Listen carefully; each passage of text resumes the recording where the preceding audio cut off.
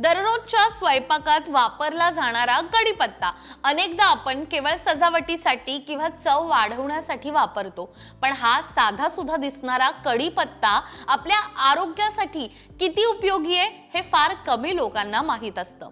आपल्या रोजच्या जेवणात पोह्यापासून सांबार पर्यंत कढीपत्त्याचा वापर हमखास केला जातो, पण आपण कधी विचार केला आहे का हा छोटासा साधा सुद्धा दिसणारा कढीपत्ता आपल्या आरोग्यासाठी किती मोठं वरदान आहे। आयुर्वेदात याला सुवासिक औषधी वनस्पतीचं स्थान दिलं गेलंय। त्याच्या सुगंधाने केवळ भूक वाढत नाही तर शरीरातील अनेक विकार देखील कमी होतात। आज आपण जाणून घेऊयात या साध्या पण प्रभावी कढीपत्त्याचे आरोग्यदायी रहस्य। व्हिडिओ शेवटपर्यंत नक्की पहा। दक्षिण भारतात तर याला आरोग्यदायी पाने म्हणून ओळखलं जातं। विशेष म्हणजे कढीपत्त्यामध्ये 100 ग्रॅम मध्ये तब्बल 830 मिलीग्रॅम कॅल्शियम असतं, म्हणजेच हाडांसाठी नैसर्गिक बूस्टर। शिवाय यामध्ये आयर्न, फॉस्फरस, व्हिटॅमिन सी ही मुबलक प्रमाणामध्ये असतं। कढीपत्ता वजन कमी करण्यासाठी देखील खूप फायदेशीर आहे। आपलं शरीर यामुळे डिटॉक्स होतं आणि योग्य प्रमाणात कढीपत्ता खाल्ला तर आपल्याला अनेक फायदे देखील मिळतात। तीळ आणि कढीपत्ता दोन्हीही कॅल्शियमचे उत्कृष्ट स्रोत मानले जातात।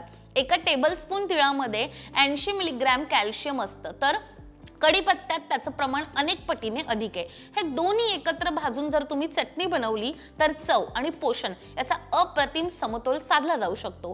हिवाळ्यात रोजच्या आहारात ही चटणी घेतल्याने हाडांची ठिसूळता कमी होते। विशेषतः महिलांसाठी हा संगम कॅल्शियमची कमतरता भरून काढण्यासाठी खूप फायदेशीर मानला जातो। यानंतर नाचणी सोबत कढीपत्ता।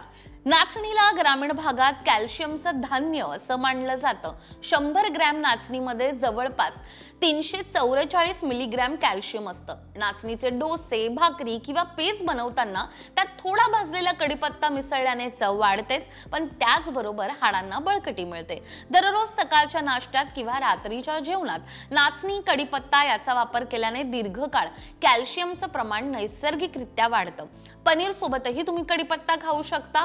पनीर हे प्रथिन आणि कॅल्शियमचं उत्तम मिश्रण आहे।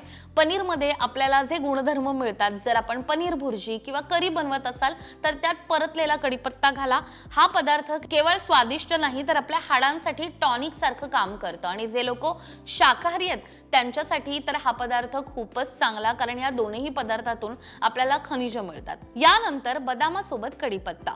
बदामामध्ये 100 ग्रॅम मध्ये जवळपास 260 मिलीग्रॅम कॅल्शियम असतं, तसंच त्यात आरोग्यदायी फॅट्स आणि व्हिटॅमिन ई देखील असतं। कढीपत्त्याच्या पानाबरोबर बदाम वाटून चटणी बनवली किंवा सलाडवर शिंपडून खाल्ली तरी सुद्धा शरीराला दुहेरी फायदा मिळतो। हे मिश्रण शरीराला ऊर्जा देतं आणि हाडांची घनता वाढवतं। सतत थकवा येणाऱ्या किंवा सांधेदुखीने त्रस्त असलेल्या लोकांसाठी हा उपाय विशेष उपयुक्त आहे। शेवगाच्या पानासोबत देखील तुम्ही कढीपत्ता खाऊ शकता। शेवगाच्या पानामध्ये 100 ग्रॅम मध्ये सुमारे 440 मिलीग्रॅम कॅल्शियम असतं। या पानांमध्ये व्हिटॅमिन ए, सी मुबलक प्रमाणामध्ये असतं। जर शेवग्याची पानं आणि कढीपत्ता एकत्र करून भाजी, डाळ किंवा सूप तयार केलं तर हा पदार्थ शरीरासाठी औषधासारखं काम करतो। नियमित सेवनाने हाडे मजबूत होतात आणि सांध्यातील वेदना कमी होतात।